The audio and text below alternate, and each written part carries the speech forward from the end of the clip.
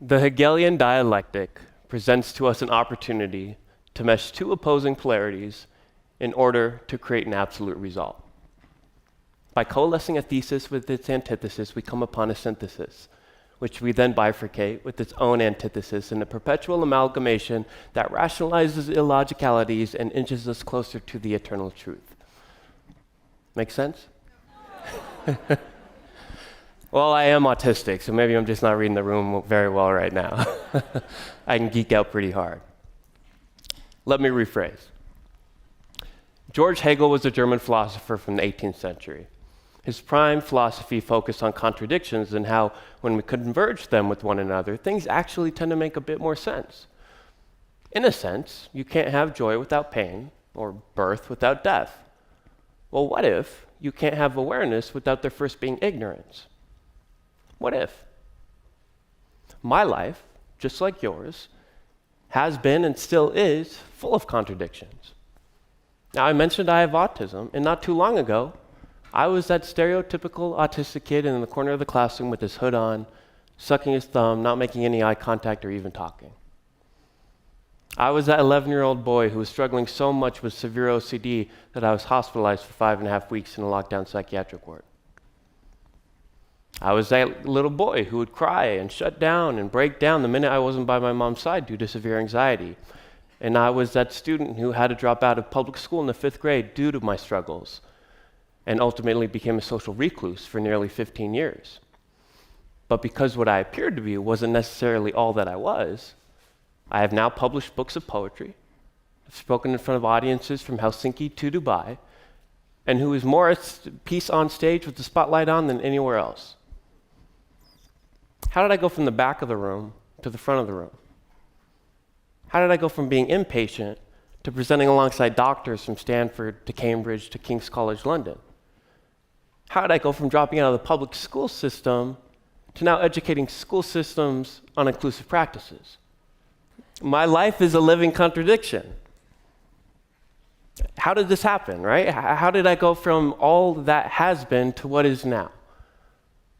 Well, let's consider this. What if being aware of what we do not know is the first step we take on the path to what's possible? Was Hegel onto something? Could it actually be wise to not know? To become more aware due to our ignorance? What others thought I was and what I thought I was wasn't all that I was. So what if those who think they know don't know, and those who know that they don't know actually know? Could this be the difference between ignorance and arrogance? Arrogance, the word itself, has a core Latin meaning of to presume, and arrogance can hinder personal growth due to its effect of closing the lid of the mind. This can result in the creation of stigmas, stereotypes, and biases. But ignorance? Well, I am ignorant. You are ignorant. We are all ignorant to some extent. Nobody knows everything. But what if we were aware of this ignorance?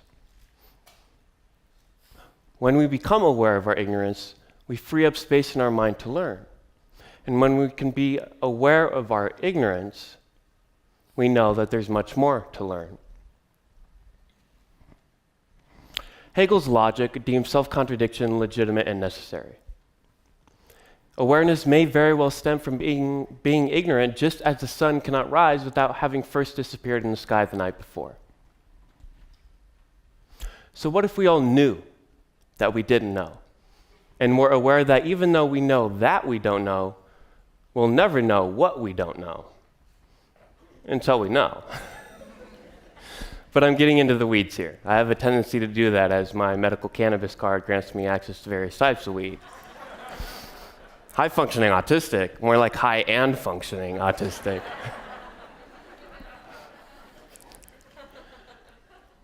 Now, it's true, I have autism, and unless you know me on a personal level, you would never be able to tell.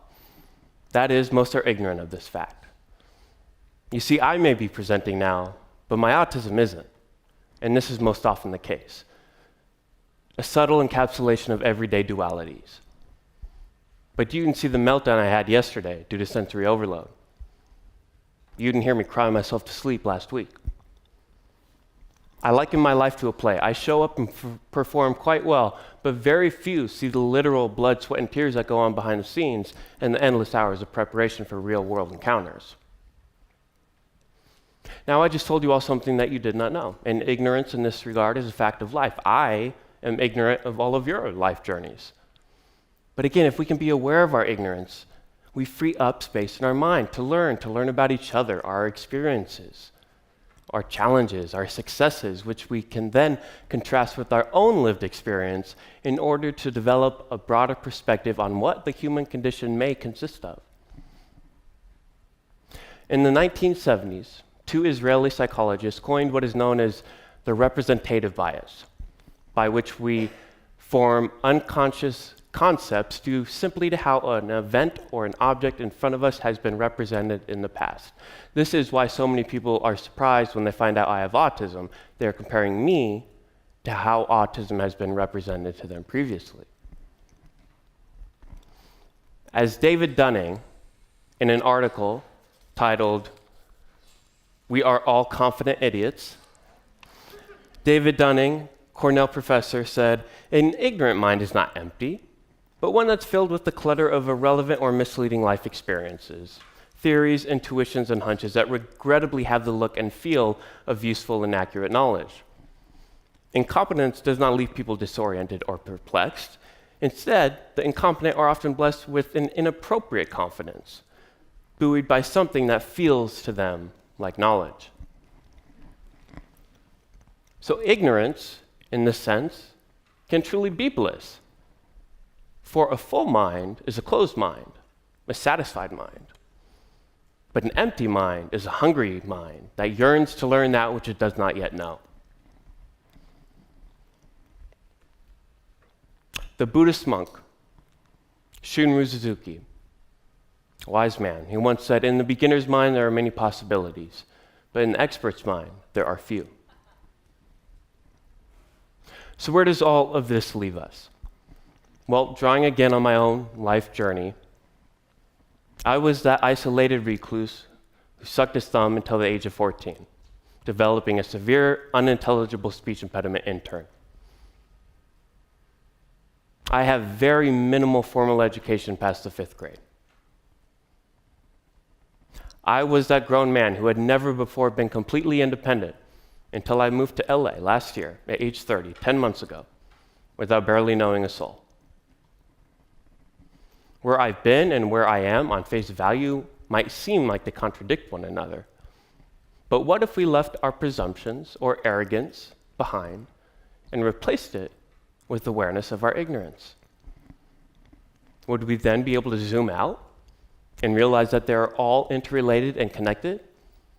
After all, a coin has two sides, and there is a reason these two sides, the heads and the tail, are in direct contrast with one another, for it is only when you put them together that they form the whole coin. Now, awareness is uncomfortable. Awareness can be very uncomfortable, simply due to certain variables appearing throughout life that we were previously oblivious to. And in this sense, we tend to have a natural inclination to stay in the dark about many things, especially as it pertains to ourselves.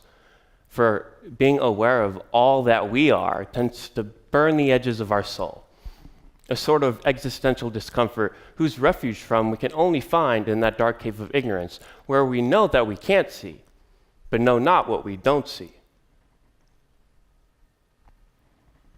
By not knowing, we are now available to know. This is a gift, albeit a difficult one to unwrap at times, especially when in the midst of that dark cave of ignorance. But what if?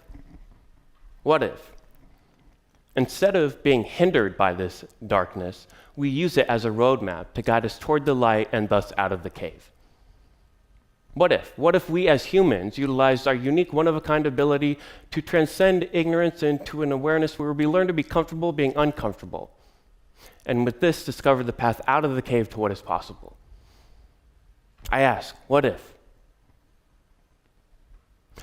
To quote Carl Jung, "Until you make the unconscious conscious, it will direct your life and you will call it fate." This is our Hegelian dialectic for the day. So in the end, ignorance may indeed very well be bliss. This saying actually stems from the closing lines of a 1742 poem by Thomas Gray. Where ignorance is bliss, 'tis folly to be wise. But if we can merge ignorance with awareness and bliss with discomfort, a certain rapture of harmony is produced. A personal equilibrium that transmutes our ignorance into an awareness of both sides of the coin, and this to a life well lived. A life that has the privilege to experience all aspects of the human condition, a most fulfilling life that we come to know due to the fact that we are aware that we do not know. And this is the idea that is embedded within each and every one of us, only to be discovered when we realize that through the discomfort of our souls being cast aflame by that awareness, we don't need to go looking for the light, for it is already within us, and it is in the darkest of caves that this light of ours can shine the brightest. I am Russell Lehman, a walking contradiction. Some know me as the autistic poet. I like to think of myself as the artistic poet. And here is one, a poem. We live in the dark, Plato's cave. Afraid of the light, only the brave. Turn towards the fire to see that it's made a world of shadows we mistake for the ways of the world. What world? I know of no such thing, aside from a perception that resides in my being. It's as if I look without really seeing, as if I talk without ever speaking. But if I listen to my heart, and not just listen, but hear, I uncover the contrast of courage with fear. And with this, discover the one true absolute that exists, the precious gift of polarities forming a synthesis. Thank you. Thank you.